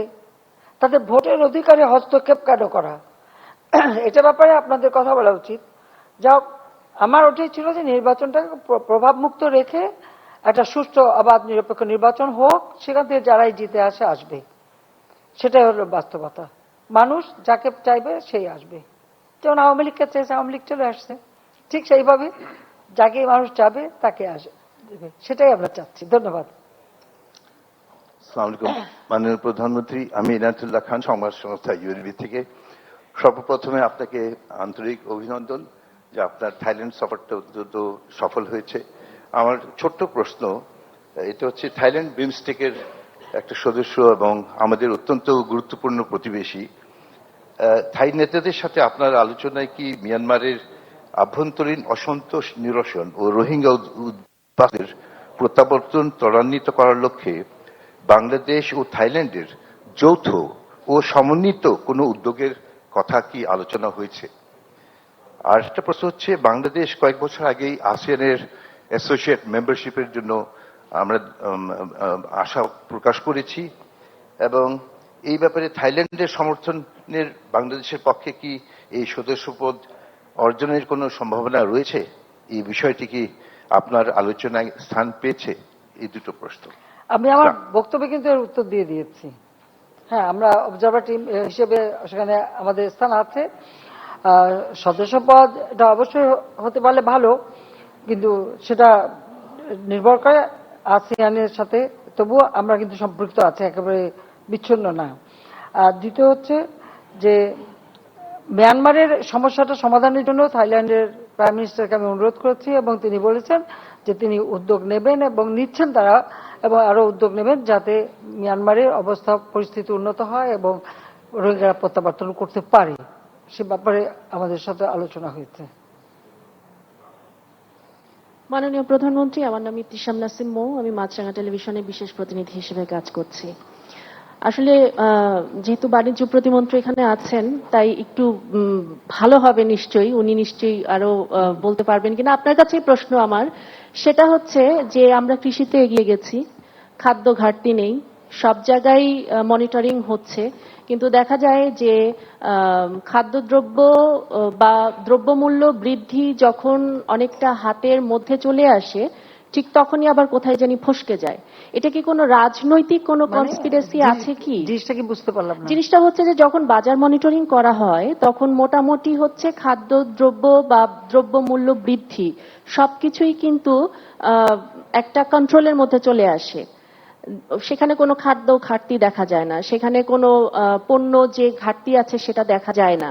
বা বাণিজ্য প্রতিমন্ত্রী উনি যখন মাঠে নামেন তখন দেখা যায় যে সবকিছুই নিয়ন্ত্রণের মধ্যে, কিন্তু পরবর্তীতে আবার কোনোভাবে কোনো সিন্ডিকেটের মাধ্যমে সেটা আবার বৃদ্ধি হয়ে যায়। এটা কি কোনো রাজনৈতিক কোনো কনস্পিরেসির অংশ কিনা, এটি একটি প্রশ্ন। আর দ্বিতীয় প্রশ্ন হচ্ছে যে এখন তো আসলে বিশ্বব্যাপী যুদ্ধ হচ্ছে, বাংলাদেশের জন্য নানাবিধ চ্যালেঞ্জ আসবে, কিন্তু দেখা যাচ্ছে যে আমরা বিভিন্ন অন্যান্য যে রাষ্ট্রগুলো আছে তাদের সাথে বাণিজ্য হচ্ছে, যেমন সৌদি আরবের 80 যারা আর কি কাজ করতে চান, বিনিয়োগ করতে চান, এরকম 80 কোম্পানি আমরা দেখছি, বা আরো অন্যান্য অঞ্চলের সাথে আমাদের বাণিজ্য সম্পর্ক তৈরি হচ্ছে। তো বাংলাদেশ কি নতুন কোনো বাণিজ্য হাব বা নতুন কোনো বাণিজ্যিক অঞ্চলের সাথে যুক্ত হতে যাচ্ছে কিনা, এবং আমরা কি অন্যরকম একটা শক্তিতে পরিণত হচ্ছে কিনা, এটাই ছিল আপনার কাছে আমার প্রশ্ন। আমি এটুকু বলবো যে আসলে পণ্যমূল্য বিষয়টা এমন হয়, সাধারণত ধরা হয় যে সরবরাহ কম থাকলে দাম বাড়ে, কিন্তু এখানে দেখা যাচ্ছে সরবরাহ ঠিকই আছে কিন্তু দাম বাড়ছে। সেখানে কিছু কিছু লোক কারসাজি করে, এটা ঠিকই, হোর্ডিং করে রাখে, মজুত করে রাখে, নষ্ট হয়ে যায়, পচে যায়, তারপর দেখা যাচ্ছে মজুত করে রেখে কৃত্রিমভাবে দাম বাড়ানোর একটা চেষ্টা করে। এ বিষয়টা কিন্তু আমাদের নজরে এসেছে। তারপরেও একটা জিনিস বলবো যে আবার এখন বিশেষ করে ইউক্রেন রাশিয়ার যুদ্ধ, স্যাংশন, কাউন্টার স্যাংশন, এবং এই যে ব্ল্যাক সি দিয়ে যে আসতে পারবে না জাহাজ, বা এই নানা ধরনের ঘটনার কারণেও কিন্তু যেসব জিনিস আমাদের আমদানি করতে হয় সেগুলির দাম বাড়ে। তো সঙ্গে সঙ্গে আমরা কিন্তু বিকল্প পদক্ষেপ আমরা নেই। আমরা আমাদের দেশের মানুষের যাতে কষ্ট না হয় তার জন্য যা যা করার আমরা করি, এবং সেই সাথে আমি যেটা সকলকে সবসময় আহ্বান করেছি যে 1 ইঞ্চি জমিও যেন অনাবাদি না থাকে, যে আমাদের খাদ্যের অভাবটা যেন কখনো না হয়, সেটাই আমরা দেখতে চাচ্ছি, সেটা আমরা করি। আরেকটা হচ্ছে যে এখানে কিছুটা তো ধরুন আন্দোলনের নামে যখন আপনি মানুষকে সম্পৃক্ত করতে পারেন না, তখন তো ষড়যন্ত্রটাই স্থান পায়। তো সেই ক্ষেত্রে কিছু কিছু তো চক্রান্ত হয়, চেষ্টা করা হয়। আর কিছু আছে ব্যবসায়ী অধিক মুনাফার লোভেও এই ধরনের ঘটনা ঘটায়, যেটা অত্যন্ত মনে করি যেটা গর্হিত কাজ। তবুও আমাদের নজরদারি আছে, নজরদারি থাকবে। আর আমাদের সাংবাদিকদের ধন্যবাদ জানাই যে আপনারাও নজরদারিতে থাকেন। তবে সামান্য একটু কিছু বাড়লেই আবার সেটাকে নিয়ে খুব বড় করে দেখানো, এটাও একটু বেশি বেশি দেখানো হয়। আজকে ইনফ্লেশন সারা বিশ্বব্যাপী, কোথায় না, সে তুলনায় বাংলাদেশ তো অনেক আমরা নিয়ন্ত্রণ করতে পেরেছি, কারণ আমাদের পণ্য উৎপাদন করে আমরা সরবরাহটা চেইনটা ঠিক রেখেছি। শুধু তাই না, রোজার সময় যারা একেবারে দরিদ্র 10 কেজি করে চাল বিনামূল্যে আমরা দিয়েছি। এমনকি আমরা যে পারিবারিক কার্ড করে দিয়েছি, সেখানে আমরা স্বল্প মূল্যে অন্তত 5-6টা পণ্য আমরা অল্প দামে দিচ্ছি, যেন আমাদের মানুষের কোনো কষ্ট না হয়। সেজন্য ওই হাহাকারটা কিন্তু হয়নি। আর বিশেষ করে গ্রামে তো এই পণ্য মূল্য নিয়ে খুব বেশি একটা দ্রব্যমূল্যের এত বেশি হাহাকার নাই। তবে হ্যাঁ, সুনির্দিষ্ট অঙ্কের বেতনে যারা চলে তাদের জন্য একটু কষ্ট, এতে কোনো সন্দেহ নেই। তারপরেও সেটাকে নিয়ন্ত্রণ রাখা। আর এই যে আমরা যে পারিবারিক কার্ড করে দিয়ে অল্প মূল্যে যাতে পণ্য কেনা যায় তার ব্যবস্থাটা যে করে দিচ্ছি, এতে মানুষটা অন্তত কিছুটা দম ছাড়ার সময় পাচ্ছে। আমাদের সেদিকটা আমাদের লক্ষ্য আছে। আর আমরা ব্যবসা বাণিজ্য এবং বন্ধুত্বের ক্ষেত্রে খুব স্বাভাবিক, বাংলাদেশের যে ভৌগোলিক অবস্থানটা, এটা খুব চমৎকার একটা অবস্থানে আমরা আছি। সেই ক্ষেত্রে আমি মনে করি যে আমাদের দক্ষিণ এশিয়া, দক্ষিণ পূর্ব এশিয়া, পাশাপাশি আমাদের জিসিসি কান্ট্রি অর্থাৎ আমাদের গালফ কান্ট্রিগুলি, আমাদের মিডল ইস্টের দেশগুলি, তাদের সাথে আমাদের সম্পর্ক বাড়ানো, আফ্রিকান দেশ, স্মল আইল্যান্ড কান্ট্রিগুলি আছে, যেহেতু আমি সিবিএফ এর চেয়ারম্যান ছিলাম, তাদের সাথে একটা সম্পর্ক আমার হয়ে গেছে, তাদের সাথেও আমাদের যোগাযোগটা আমরা বাড়াচ্ছি। পাশাপাশি আমরা আমাদের ইস্ট এশিয়ান কান্ট্রিগুলি বা ইস্ট ইউরোপিয়ান কান্ট্রিগুলি তাদের সাথেও আমরা যোগাযোগ বাড়াচ্ছি। অর্থাৎ আমাদের যোগাযোগের ক্ষেত্রটাকে আরো প্রসারিত করে দেওয়া, ব্যবসা বাণিজ্যের ক্ষেত্রে নতুন নতুন বাজার খুঁজে বের করা, উৎপাদনের ক্ষেত্রে নতুন নতুন পণ্য চাহিদা কোথায় কেমন, সেই চাহিদা অনুযায়ী পণ্য উৎপাদনের সুযোগ করা, এইসব দিকে আমাদের বিশেষ দৃষ্টি দিচ্ছি আমরা। এবং খুব স্বাভাবিকভাবে আমাদের অর্থনীতিকে গতিশীল রাখতে গেলে আমাদের এইভাবে কিন্তু নতুন নতুন পণ্য উৎপাদন, পণ্য চাহিদা নিরূপণ করা এবং নতুন বাজার সৃষ্টি করা, সেটার দিকে আমাদের বিশেষ দৃষ্টি দেওয়া উচিত, এবং আমরা কিন্তু সেই কাজটাই করতে চেষ্টা করছি। মাননীয় প্রধানমন্ত্রী, আমার নাম রুহুল আমিন, আমি কাজ করি দৈনিক ভোরের কাগজে। মাননীয় প্রধানমন্ত্রী, আওয়ামী লীগ আগামী জুনে 75 বছর উদযাপন করতে যাচ্ছে। মাননীয় সাধারণ সম্পাদক ব্রিফিং এ বলেছেন যে বিস্তারিত কর্মসূচি আপনারা নেবেন, সেই হিসাবে যে পার্শ্ববর্তী দেশ বা অন্যান্য দেশের রাজনৈতিক দলগুলোর নেতাদেরকে সেই প্রতিষ্ঠাবার্ষিকী অর্থাৎ প্লাটিনাম জয়ন্তীতে আমন্ত্রণ জানানো হবে কিনা, বা আওয়ামী লীগ কিভাবে এটি উদযাপন করবে, এটি একটি প্রশ্ন। আরেকটি প্রশ্ন হচ্ছে, আওয়ামী লীগের নেতৃত্বাধীন 14 দলীয় একটি জোট রয়েছে, জাতীয় নির্বাচনের পর সেই জোটের বৈঠক এখন পর্যন্ত হয়নি। জোটের নেতারা কেউ কেউ বলতে শুরু করেছেন যে 14 দল আদৌ আছে কিনা বা 14 দলের প্রয়োজন আছে কিনা তা জানে না। এ বিষয়ে আসলে আপনি কি বলবেন, যে 14 দলীয় জোট থাকবে কি থাকবে না? ধন্যবাদ মাননীয় প্রধানমন্ত্রী।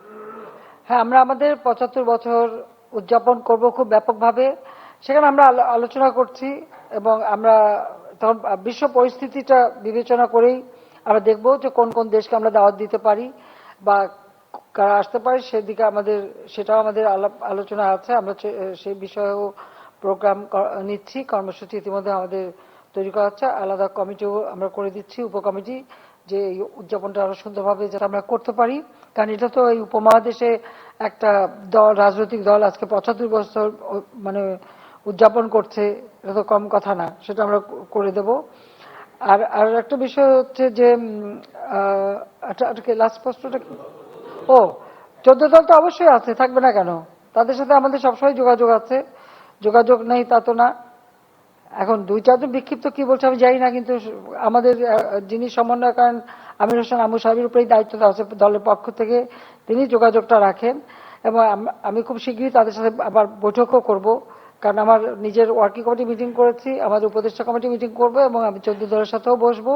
আর তাছাড়া আলাদাভাবে অনেকের সাথে আমার নিজেরও সরাসরি যোগাযোগ আছে, এবং আমাদের দলের সাধারণ সম্পাদক সবার সাথে যোগাযোগ রাখেন, এবং যিনি সমন্বয়কারী তার সাথে তো যোগাযোগ আছেই। এখন নির্বাচনে 14 দলের অনেক দল কিন্তু তারা প্রার্থী দিয়েছিল, ইলেকশন করেছে, আর নির্বাচনে জেতা না জেতা সেটা আলাদা কথা, কিন্তু আমাদের এই জোট, আমাদের জোট থাকবে, জোট আছে, এটুকু খালি বলতে পারি। জোট শেষ হয়ে গেছে কে বললো?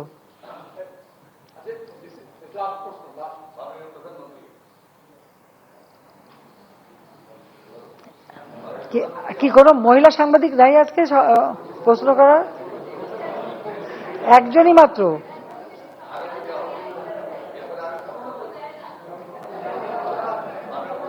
এই মহিলাদের আলাদা সাংবাদিক ফর্ম করো। হ্যাঁ হ্যাঁ বলেন।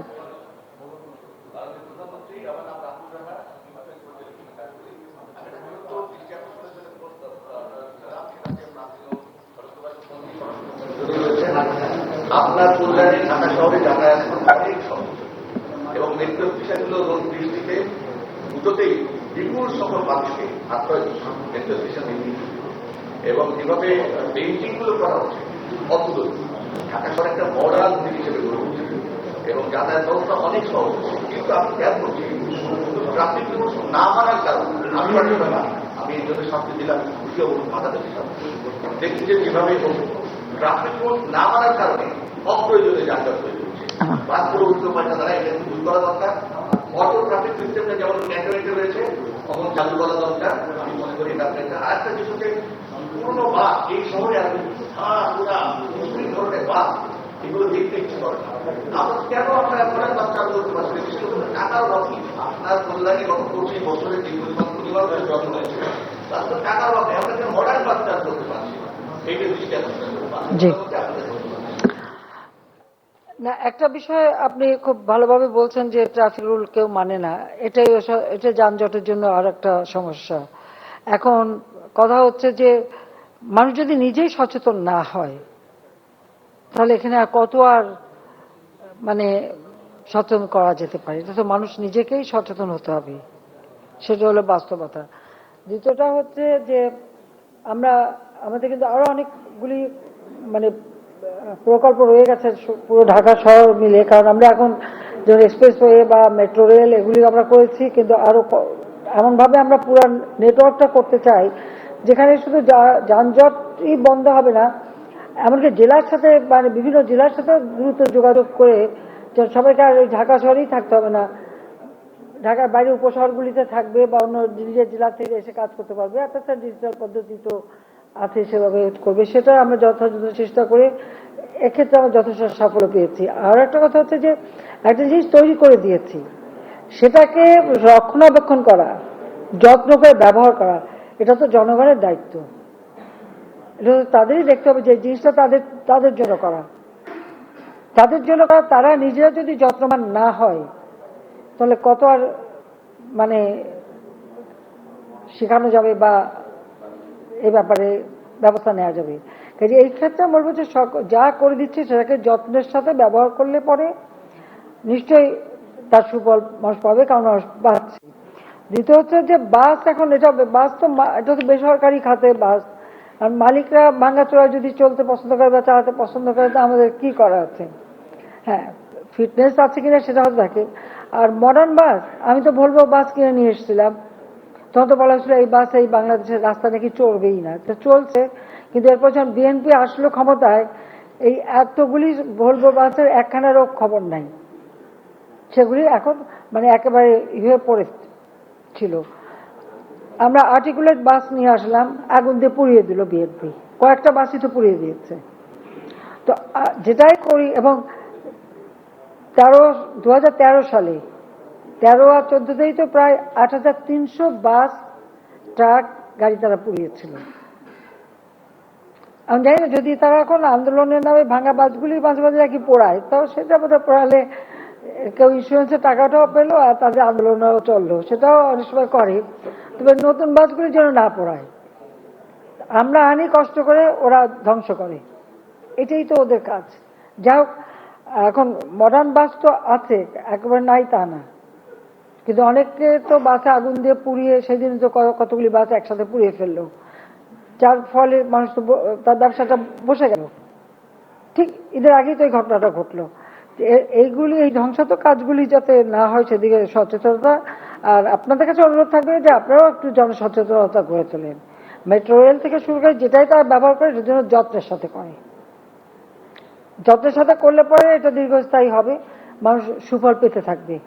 আর তা নাহলে যার যার ভোগান্তি তাকে ভুগতে হবে, আমরা কত করব, সেটা তো ব্যাপার। তো আমাদের চেষ্টা করে যাচ্ছি। ঠিক আছে, আর কি আর আছে কারো কোনো প্রশ্ন? আর কোনো না,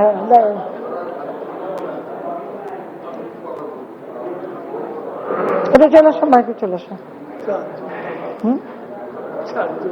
হ্যাঁ দেখ, অসুবিধা আমার 4টার সময় প্রোগ্রাম। এই মুহূর্তে প্রধানমন্ত্রী তাপপ্রবাহে মানুষ অতিষ্ঠ। আপনি প্রাকৃতিক এবং মনুষ্য সৃষ্টি দুর্যোগ মোকাবেলা করে আসছেন এবং প্রতিশ্রুতিও দিয়ে যাচ্ছেন এগুলির মোকাবেলা হবে। আন্তর্জাতিক সবাইও আপনি এই প্রাকৃতিক দুর্যোগ নিয়ে কথা বলছেন, এই যে $100 বিলিয়ন প্রতিশ্রুত তারা দিচ্ছেন, এই যে আমরা ক্ষতিগ্রস্ত সবচেয়ে দেশ, আর এই প্রাকৃতিক দুর্যোগ মোকাবেলায় আমাদের আর কি করণীয় আছে? আর জমি সংক্রান্ত একটা কথা বলেছেন আমি বাংলাদেশের বিভিন্ন অঞ্চল ঘুরে দেখেছি, জমির সাথে যে খালটা আছে এটা রেকর্ড করে জমির মালিক নিয়ে নিয়েছে, এই খালগুলো এখন বন্ধ করে দিয়েছে, তাতে করে পানি আর থাকছে না, জমিতে পানি দেওয়ার মতো মানে ডিপ টিউবওয়েল ছাড়া আর কোনো উপায় থাকছে না। এই খাল যাতে ভরাট না করা হয়, এ ধরনের কোনো নির্দেশ আপনি দিবেন কিনা? নির্দেশ ধন্যবাদ। আমাদের প্রকল্পই আছে, নির্দেশ না, আমাদের প্রকল্পই আছে যে যত পুরনো খাল, নদী, জলাধার সেগুলিকে আবার নতুন করে খনন করে সেগুলির জল প্রবাহটা বাড়ানো, এটা কিন্তু কাজ চলছে, এটা আমরা করে যাচ্ছি, সেটা আমরা করব। আর আমাদের সবসময় এটাই চেষ্টা। আর জলবায়ু পরিবর্তনের অভিজ্ঞতা থেকে রক্ষা, আমরা কিন্তু আমরা ট্রাস্ট ফান্ড করেছি, আমরা সব থেকে বেশি উদ্যোগ কিন্তু নিয়েছি, যদিও আমরা ক্ষতিগ্রস্ত না। কিন্তু এই যে $100 বিলিয়ন একটা প্রতিশ্রুতি, এটা হচ্ছে সব থেকে দুর্ভাগ্যের যে প্রতিবার আমরা যখন এই জলবায়ু সম্মেলন হয় অনেক প্রতিশ্রুতি পাওয়া যায়, আমরা অনেক ডিমান্ড করি, কিন্তু কাজের বেলায় তেমন কোনো অর্থ আর কেউ দেয় না। এটা তো ধনী দেশগুলি বা যারা আজকে নিজেরা উন্নয়ন করে ফেলেছে, উন্নত হয়ে গেছে, তাদের কারণেই কিন্তু আজকে এই জলবায়ু পরিবর্তনটা এবং তার অভিঘাত থেকে মানুষ কষ্ট পাচ্ছে। তাদেরই যেটা দায়িত্ব সব থেকে বেশি ছিল এখানে অর্থ বরাদ্দ দেওয়ার, তারাই কথা বলার সময় দিয়ে দেয়, সবই মুখে দেয়, কিন্তু কাজে খুব কমই দেয়। এবং এটা নিয়েও কিন্তু আন্তর্জাতিকভাবে সবসময় আমরা কথা বলে যাচ্ছি, ব্যবস্থা নিচ্ছি, এবং আমাদের বিভিন্ন নিজস্ব কর্মসূচি, কিন্তু আমরা আমাদের নিজস্ব কর্মসূচি কিন্তু বাস্তবায়ন করে যাচ্ছি। যেমন আমরা প্রতি বছর বৃক্ষরোপণ করি, বনায়ন বৃক্ষরোপণ, এটা কিন্তু আমাদের দলের একটা কর্মসূচি। আমরা সেই 84 সাল থেকে কিন্তু শুরু করেছিলাম, আমাদের কৃষক লীগের উপরে দায়িত্ব, তারা এটা উদ্যোগ নেয়। আমরা আমাদের ছাত্রলীগ বা যুবলীগ, স্বেচ্ছাসেবক লীগ বা আমার অন্যান্য সহযোগী সংগঠন, মহিলা আওয়ামী লীগ, শ্রমিক লীগ, প্রত্যেককে আমাদের কিন্তু নির্দেশ দেওয়া আছে যে সকলে যেখানে পারে বৃক্ষরোপণ করবে। যদিও প্রচন্ড খরা, এই খরার থেকেও আমাদের কিন্তু গাছ কিন্তু মুক্তি দেয়। আপনি যেমন যত গরমই হোক, আপনি যদি গাছের নিচে দাঁড়ান তখন কিন্তু একটা প্রশান্তি পাওয়া যায়, এই উচ্চ তাপ থেকে বাঁচা যায়। তো সেই ক্ষেত্রে আমাদের কিন্তু এটা একটা প্রচেষ্টা সবসময় আছে, আমরা এটা করে যাই। আর পহেলা আষাঢ়, প্রতি বছর পহেলা আষাঢ় এটা আওয়ামী লীগের কর্মসূচি থাকে, আমাদের কৃষক লীগ এটা মানে দায়িত্ব থাকে যে বৃক্ষরোপণ করা। আর এবারও আমরা বিশেষভাবে এই কর্মসূচিটা দিচ্ছি, এবং আমি দেশবাসীকে আহ্বান করবো যে যার যেখানে যতটুকু জায়গা আছে সবাই ব্যাপকভাবে গাছ লাগাবেন। ছাদের উপরেও ছাদ বাগান করলে কিন্তু নিচে ঘরটাও ঠান্ডা থাকে। কাজে এভাবে যদি আমরা আমাদের নিজেদেরকে এই প্রাকৃতিক দুর্যোগ থেকে নিজেদেরকে মোকাবেলা করা এবং নিজেদের সক্ষমতা করে তোলা, সেটাই বেশি গুরুত্বপূর্ণ বলে আমি মনে করি। এখন আমরা প্রতিশ্রুতি যেটা পাচ্ছি, কিন্তু আসলে টাকা তো দিচ্ছে না, এটা তো বাস্তব কথা। তাও আমরা বারবার বলেই যাচ্ছি, এটাই হলো কথা। মাননীয় প্রধানমন্ত্রী অবশেষে একজন নারী সাংবাদিককে দিয়েছে, ধন্যবাদ আপনাকে আমাদের পাওয়া গেল। স্মরণে রাখার জন্য, অনেক অনেক ধন্যবাদ।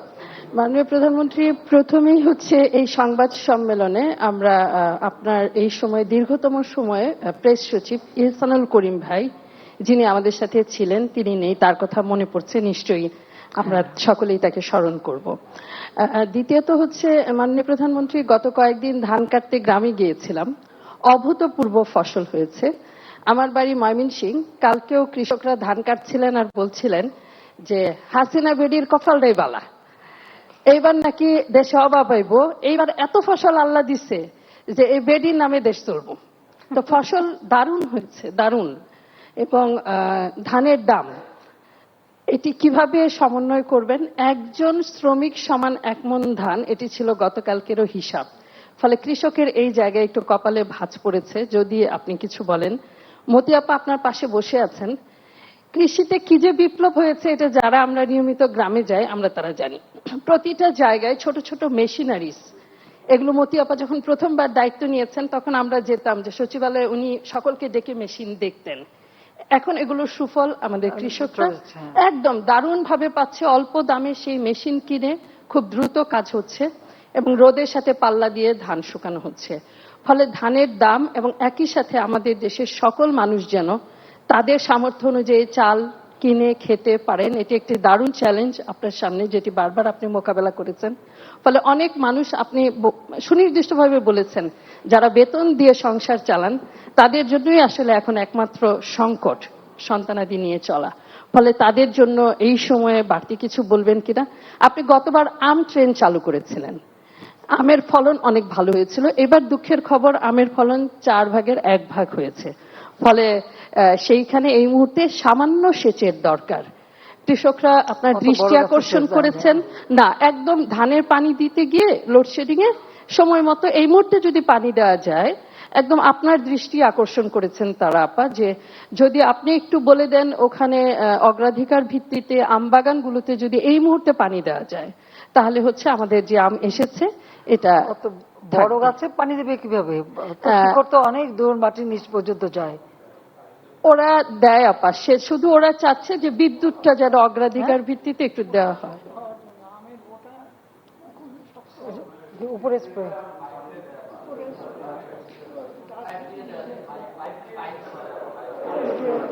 ওতে খুব একটা কাজ হয় বলে তো মনে হয় না। এটা এত বড় শিকড়, এত জ্বর, এত নিচে পর্যন্ত গভীর থেকে তারা পানি নিয়ে নেয়। আর বৃষ্টি হলে তখন এবারে আমাদের ইতিমধ্যে কিন্তু হাওরের ধান প্রায় কাটা শেষ।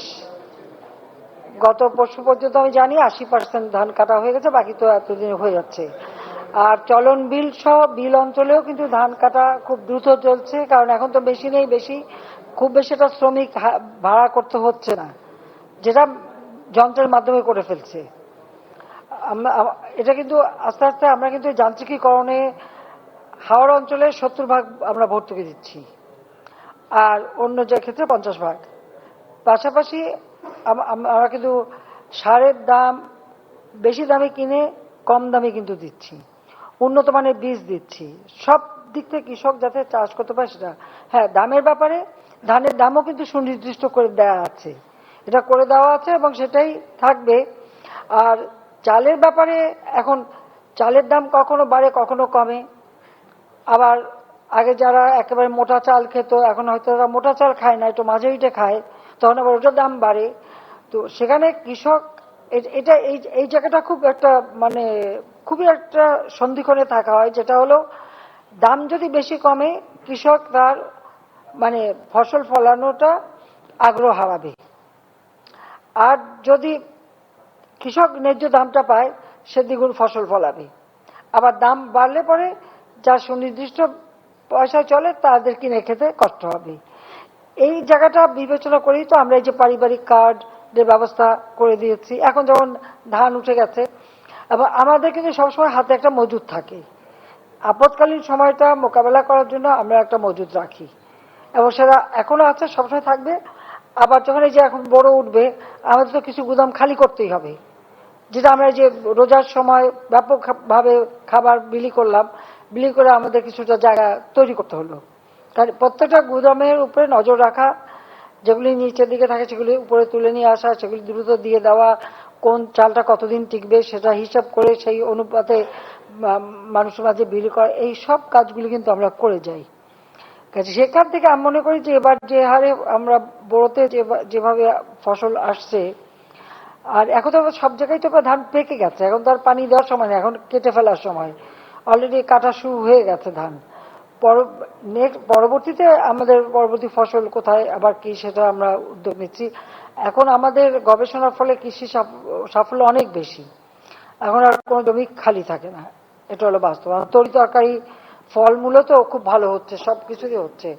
এই খরাটা এটা একটা সাময়িকভাবে আসছে, এটা ঠিক, তো মনে হয় আস্তে আস্তে আমরা এখান থেকেও মুক্তি পাবো। তবে আমাদের দেশে তো সবসময় গ্রীষ্মকাল, আমাদের ছোট নদী চলে বাঁকে বাঁকে, বৈশাখ মাসে তার হাঁটু জল থাকে, পার হয় কত গাড়ি কি পার হয়।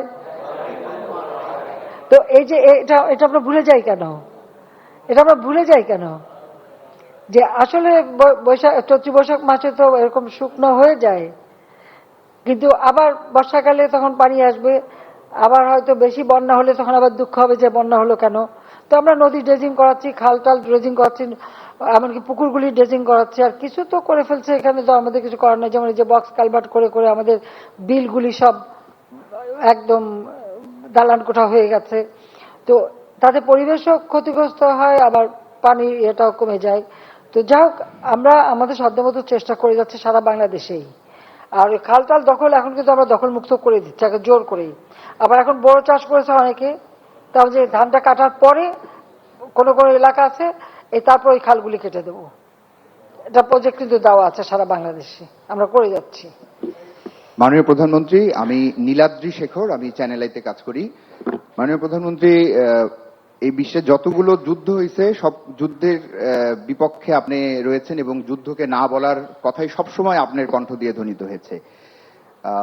বাংলাদেশে যখন পান থেকে চুন খসে তখনই আমরা মানবাধিকার গেল গেল বলে মোড়ল দেশগুলোর কথা শুনি, কিন্তু এত বড় যুদ্ধ হচ্ছে, ইসরায়েল হামলা চালাচ্ছে, আমরা যুক্তরাষ্ট্রে দেখলাম একজন প্রফেসরকে যেভাবে আটক করা হলো, হত্যা করা হলো, সেখানে মানবাধিকার নিয়ে কোনো প্রশ্ন দেখছি না। এই দুই নীতি বা দ্বৈত নীতি বা কেমন এই নীতি কেন আমাদের ক্ষেত্রে? ধন্যবাদ মাননীয় প্রধানমন্ত্রী। এটার উত্তর তো যারা এইভাবে মানবাধিকার লঙ্ঘন করছে তারা দেবে, এটা তো আমারও প্রশ্ন, এবং সেই প্রশ্নটা আমিও আন্তর্জাতিক পর্যায়ে আমি করে এসেছি যে এই দুমুখ নীতি কিসের জন্য। এক জায়গায় মানুষ খুন করলে তারপর আবার তাদেরকে আবার টাকাও দেওয়া হয়, অস্ত্রও দেওয়া হয়, মানুষ হত্যা, আবার অপর জায়গায় দেখা গেল যে মানবাধিকার নিয়ে। তো এই যে মানবাধিকার সংস্থাগুলি, আমাদের দেশেও তো কত মানবাধিকারের বিরাট বিরাট প্রবক্তারা আছে, তারা চুপ কেন, সেটা আমারও প্রশ্ন। আমি তাদের কাছে জিজ্ঞেস করি যে তারা চুপ কেন, এখন কথা বলে না কেন, বা তারা ব্যবস্থা নেয় না কেন। বা এতগুলি সংস্থা, সেই সাংবাদিক থেকে শুরু করে সবার জন্য তো বিরাট বিরাট আন্তর্জাতিক সংস্থা, কিছু হলে বাংলাদেশে কিছু হলেই তো তারা খুব সোচ্চার, এখন কেন চুপ? তবে সাধারণ মানুষ চুপ থাকে না, এখন কিন্তু প্রতিবাদ। প্যালেস্টাইনের বিষয়টা আসার পরে কিন্তু যেভাবে মানে নারী শিশু হত্যা, হাসপাতালে বোমা মারা প্রতিদিন, এটার ব্যাপারে কিন্তু আজকে বিশ্ব খুব জাগ্রত, এটা হলো বাস্তব, এটাই হচ্ছে সব থেকে বড় কথা। হ্যাঁ, ওরা অ্যারেস্ট করছে, আর সেটা নাকি তাদের গণতান্ত্রিক প্রক্রিয়া। তো সেটা আমি শুরুতেই বললাম, এই গণতান্ত্রিক প্রক্রিয়া আমরা সামনে আমরাও করবো আর কি। আমি এটাই বলবো যে এইভাবে মানবাধিকার লঙ্ঘন আমি সবসময়, কারণ আমরা ভুক্তভোগী, যুদ্ধের ভয়াবহতা আমি নিজের চোখে দেখেছি, আমরাও বন্দিখানায় ছিলাম, আবার রিফিউজি হিসেবে থাকার অভিজ্ঞতাও আছে। আমি এর জন্য যেখানে সুযোগ পাই আমার নিজের অভিজ্ঞতা তুলে ধরেই আমি মানুষকে বোঝাতে চেষ্টা করি যে কেন আমি এই যুদ্ধের বিরুদ্ধে, কেন আমরা শান্তিপূর্ণভাবে সব সমাধান করতে পারি না, সেটাই হচ্ছে আমার প্রশ্ন। আমরা বাংলাদেশ কিন্তু আমরা করেছি, আমাদের প্রতিবেশী দেশের সাথে এক এক করে যা সমস্যা ছিল আমরা কিন্তু সমাধান করেছি, কাজেই সেটা কিন্তু আমরা আলোচনার মাধ্যমে করেছি। এই ক্ষেত্রে আমি মনে করি যে এখন আসলে এখানে সবচেয়ে বড় কথা হলো অস্ত্র উৎপাদন, অস্ত্র বিক্রিটাই হচ্ছে সব থেকে বড় জিনিস। তো আমি সেটাও বলেছি যে এই অস্ত্র প্রতিযোগিতাটা বন্ধ করে এই টাকাটা বরং মানুষের কল্যাণে বা জলবায়ু পরিবর্তনের ফান্ডে দিয়ে দেন। আমি সেটাও বলে আসছি যে এই অস্ত্র প্রতিযোগিতা না করে বরং ওই টাকাটা জলবায়ু পরিবর্তনের ফান্ডে দিলে অন্তত যে দেশগুলি জলবায়ু পরিবর্তনের ফলে ক্ষতিগ্রস্ত তারা লাভবান হবে, তারা জীবন জীবিকা বাঁচাতে পারবে। আমি যেখানে পাচ্ছি বলে যাচ্ছি, বলে যাব আমি, এটা ঠিক। তো সবাইকে অনেক অনেক ধন্যবাদ, সবার জন্য একটু ধন্যবাদ। আমি একটু আপ্যায়নের ব্যবস্থা, সাংবাদিকবৃন্দ আপনাদের জন্য বাইরে আপ্যায়নের ব্যবস্থা আছে। আপনাকে অসংখ্য শ্রদ্ধা জানাচ্ছি আমাদেরকে ডাকার জন্য। আমার ছোট্ট প্রশ্ন সেটি হচ্ছে যে আপনি এখানে লিখেছেন যে India Myanmar Thailand trial highway, এটার ব্যাপারে আমাদের খুব জানবার আগ্রহ আছে, এটা জানতে চাই, এখন না জানালেও চলবে। আর দ্বিতীয়ত আমার বাড়ি ফরিদপুর, আমার আদার বাড়ি মধুকালীতে বঙ্গেশ্বরদী গ্রামে। এর মধ্যে যে ঘটনাটি ঘটেছিল মধুকালীতে, সেখানে আপনার যে ভূমিকা, আপনার সরকারের যে ভূমিকা, তার জন্য অসংখ্য ধন্যবাদ জানাচ্ছি, কৃতজ্ঞতা জানাচ্ছি। বিষয়টি এই কারণে কৃতজ্ঞতা জানাবো যে আমরা যে দেশে বাস করি, যে ভূখণ্ডে বাস করি এবং যে মুক্তিযুদ্ধ আমরা করেছি সম্প্রীতির বাংলাদেশের জন্য, অসাম্প্রদায়িক বাংলাদেশের জন্য, গণতান্ত্রিক বাংলাদেশের জন্য, ধর্মনিরপেক্ষ বাংলাদেশের জন্য, সেই জিনিসটি যে আপনার নেতৃত্বে আমরা দেখতে পাচ্ছি, এই জন্য আপনাকে প্রশংসা করি, ধন্যবাদ জানাই, কৃতজ্ঞতা জানাই। ধন্যবাদ। না, আপনি যে ঈশ্বর কথাটা বললেন, মূলত ভুটান থেকে থাইল্যান্ড পর্যন্ত একটা সড়ক যোগাযোগ ব্যবস্থা হওয়ার কথা, যেটা তখন প্রস্তাব করেছিল বাংলাদেশের ভিতর থেকে যাবে, তখন খালেদা জি এটা নাকচ করে দেয়। যখন নাকচ করে তখন আমি বলছিলাম যখন মডার্ন টেকনোলজি চলে আসবে, পাহাড়ের ভিতর থেকেই রাস্তা বের করে নিয়ে যাবে, বাংলাদেশের বোকাবোকি হয়ে তাদের থাকতে হবে না, কিন্তু বাংলাদেশের ভিতর থেকে যদি হয় আমরা এটার সঙ্গে যুক্ত থাকলাম, আমরাই লাভবান হবো বেশি। তখন কিন্তু বিএনপি দেয়নি, খালেদা জিয়া এটা নাকচ করে দিয়েছিল। তো আমরা এখন যখন থাইল্যান্ডকে বলছে আমরা তাদের সাথে যুক্ত থাকতে চাই, এটা ভারতকেও বলা আছে, তাদেরকেও বলছি যে আমরা এটার সাথে যুক্ত থাকতে চাই, আমরা ওরকম এতে বাইরে চলে আসতে চাই না। আর একটা ব্যাপারেও আমাদের ক্ষতিগ্রস্ত করে গেছে বিএনপি, সেটা যেমন মিয়ানমারের যে গ্যাস, এই গ্যাস কয়েকটি দেশ মিলে কিন্তু সেখানে বিনিয়োগ করে, কিন্তু সেই গ্যাসটা ইন্ডিয়া যখন নিতে চায়, ইন্ডিয়াকে নিতে হলে বাংলাদেশের ভিতর থেকে নিতে হবে। আমার কথা ছিল যে বাংলাদেশের ভিতর থেকে আমি নিতে দেব, কিন্তু আমাকে একটা অংশ দিয়ে দেবে, আমাদের একটা অংশ রেখে আমরা দেব। এবার সেটা চাইলে আমরা পেতাম, যদি পেতাম তাহলে কিন্তু আজকে আমার এই চট্টগ্রাম ওই অঞ্চলে কোনো গ্যাসের অভাবই হতো না, কারণ এখানে এত পরিমাণ গ্যাস। সেটাও খালেদা জিয়া নাকচ করে দিয়েছিল। যা ফলাফলটা কি, সমস্ত গ্যাস পাইপলাইন করে চীন নিয়ে যাচ্ছে, পুরো চীন কিন্তু সমস্ত গ্যাসটা হচ্ছে, কেউ আর নিতে পারছে না। এখানে ভারতেরও বিনিয়োগ ছিল, জাপানের ছিল, মিয়ানমার, চায়না, সকলে, কিন্তু সেখানে আমরা আমাদের দেশের জন্য, পরবর্তীতে আমি চেষ্টাও করেছিলাম যে ওখান থেকে কিছু পাওয়া যায় কিনা, তো একবার চলে গেলে আর তো পাওয়া যায় না। তো দেশের জন্য কত বড় একটা সর্বনাশ করে দিয়ে গেছে সেটা একবার একটা চিন্তা করেন।